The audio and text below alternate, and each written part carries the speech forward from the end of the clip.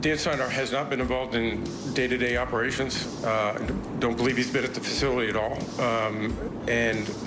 We continue to have league matters. Tanya's represented the team as the CEO, both on a day-to-day basis, but also here at the league. She represented the club here, and that will continue for at least the foreseeable future. Dan and I will talk about that at some point.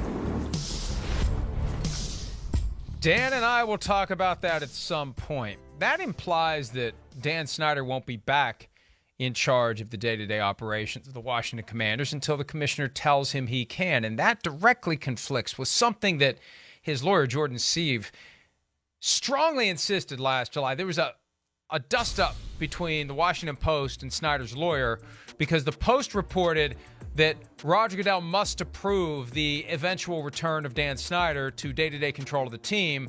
The lawyer said that that's false. Dan was not suspended, so by definition, he does not need to be reinstated to any position.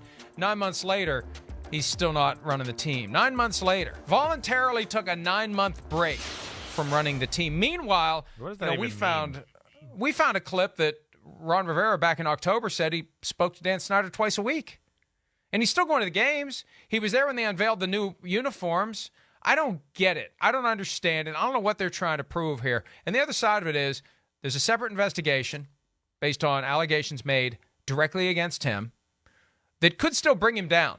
He could still be out. Now, he would fight like hell, and I suggested yesterday that at the end of the day, maybe he steps aside, his wife takes over, and his kids eventually get the team because that's why he's fought so hard to own the whole team. He wants his kids to have it. But this is just still a mess. And clearly, this isn't something he chose to do by himself, and he's staying away voluntarily. The commissioner wouldn't need to talk to him at all if this was all something that Daniel Snyder controlled.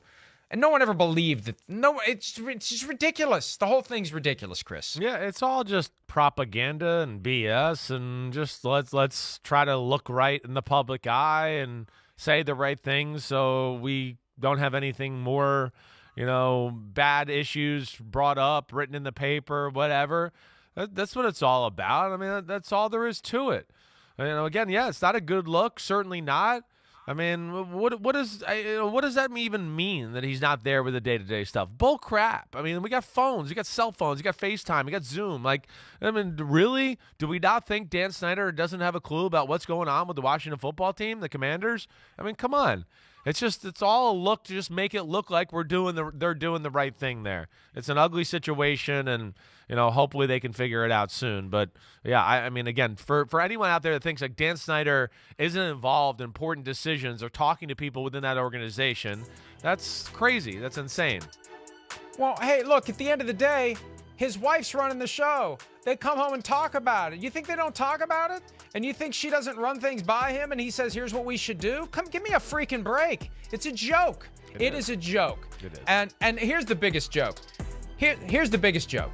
That they continue to hide the findings of Beth Wilkinson from the 10-month investigation. They're hiding those because if those become public, just like the John Gruden emails, those things become public, it's untenable for Daniel Snyder to continue as owner of the team. And hopefully Congress will continue to push, and hopefully those things will come to light, and the chips will fall where they may. They're protecting Snyder not because they want to protect him. They're trying to protect the rest of the owners.